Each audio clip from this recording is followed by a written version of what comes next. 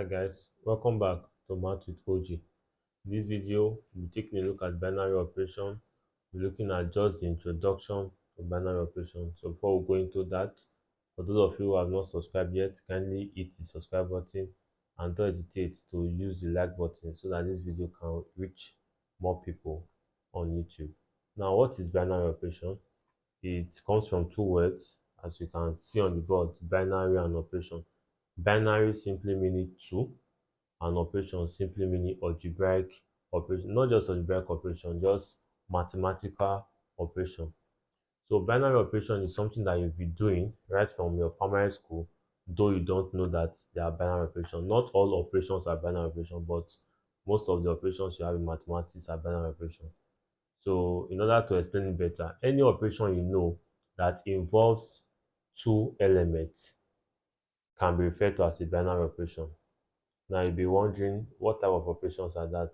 Your addition involves two elements. So if I ask you what is 2 plus 2, you can give me an answer and this is equal to 4. So this operation here is a binary operation. You also have your subtraction, you have your multiplication, you have your division. All these are binary operations. You have your union of sets, you have your intersection of sets. These are binary operations. You have your dot product when it comes to vector. You have your cross product still when it comes to vector. All these are binary operations. Then you'll be wondering, what type of operation do we have that are not necessarily binary operations? You have your factorial. For example, you have to find 5 factorial. This is not a binary operation because it does not involve two elements, rather it involves just one element.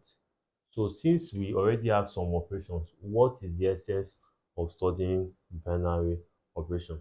The whole essence of studying binary operation is to solve problems that, or to solve operations that don't generally have a name.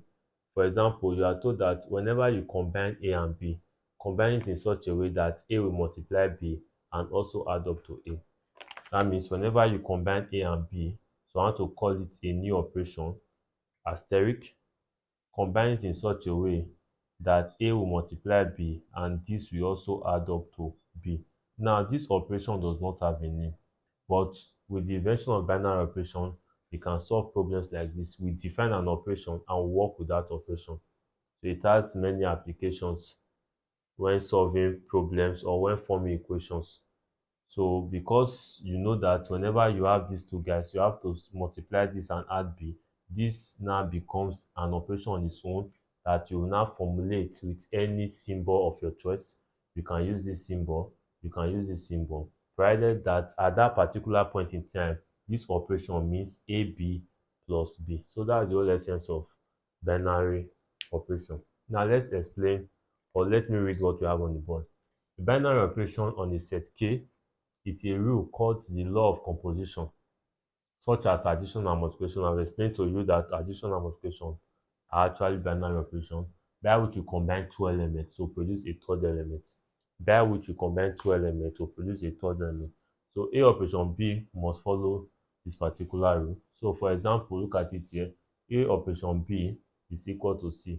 So we are combining A and B to give us C. So how does it work? How exactly does it work? So I want to use this as an illustration. You have an element X, you have an element Y. This is your operation. So they are working on this operation. So it means that for every time I work on this operation, S operation Y should give me S operation Y, as you can see here. Now when the operation is defined, when the operation becomes defined, then you know exactly how to work with that operation. Now you'll be wondering, okay, what am I talking about? So let's take a typical example under binary operation. So I'll be formulating questions and you see how you answer questions under binary operation. Now, supposing you are told that for every time x is operating on y, it should be equal to xy plus y, similar to what I did here. So this is what we are told. For every time x is operating on y, it should be equal to xy plus y. Now you are now asked, what is 5 operation 2? Now 5 operation 2 must obey the rule of S operation Y, because you know that for any time you add A plus B, you should count A, count B, put them together. So therefore, if you are asked to find 2 plus 5, you will count to count 5 and you put them together. So this is you obeying the rule of addition. The rule of addition is already inbuilt in us. We know that we add it up. So you see that whenever we ask to add, we obey that rule. And whenever you disobey the rule, you most likely fail the question. If you ask to find 5 minus 2, it simply means from 5, remove 2 from 5. So if you do that, you are obeying the rule of subtraction. Now, the rule of this particular operation that do not have a name is that you multiply these two guys and add y. You multiply these two guys and add y, where x is the first element and y is the second element. So in this case, my x will be equal to 5 and my y will be equal to 2. So wherever I see x, I'll put a 5, and wherever I see y, I'll put a 2. So this simply means x times y. So I will have 5 multiplied by 2 plus wherever I see y, I put a 2. So this will be giving us 10 plus 2, which is equal to 12. As simple as that. By the time we are done with binary operation, you will find out that this is arguably one of the simplest topics we have in mathematics. Now let's define another operation. You are told A operation B is equal to AB minus A over B. So you can define operation, or the examiner can define any operation. Now, if this is the operation, you are now asked to find, let's say, 10 operation 2. 10 operation 2.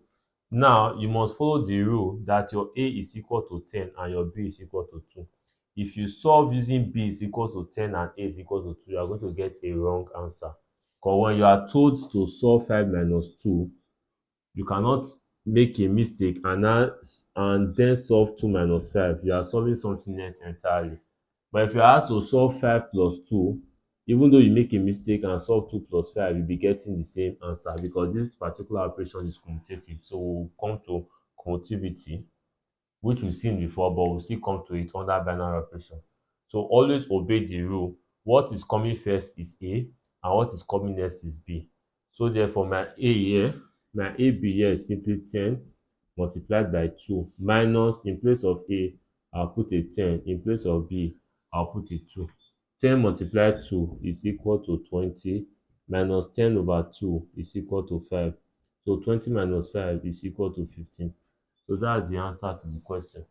So there's no way they'll bring a binary operation that will be too big for you to solve, because binary operation simply involve the operations you already know. That's your addition, subtraction, multiplication, and division. So they can go advanced and start using the union or set, dot product, cross product. But for your level, it boils down to the basic arithmetic operation that you know, which is addition, subtraction, multiplication, and division. So I believe you can see that the introduction to binary operation is clear, and it's a topic that you will definitely enjoy. In our next video, we'll be looking at closure of a set. What does it mean for an operation, or for a set to be closed under a particular operation? That's what we'll be looking at. So what does it mean for a set of real numbers to be closed under the operation of addition, or to not be closed under the operation of addition? That is what we'll be looking at in our next video.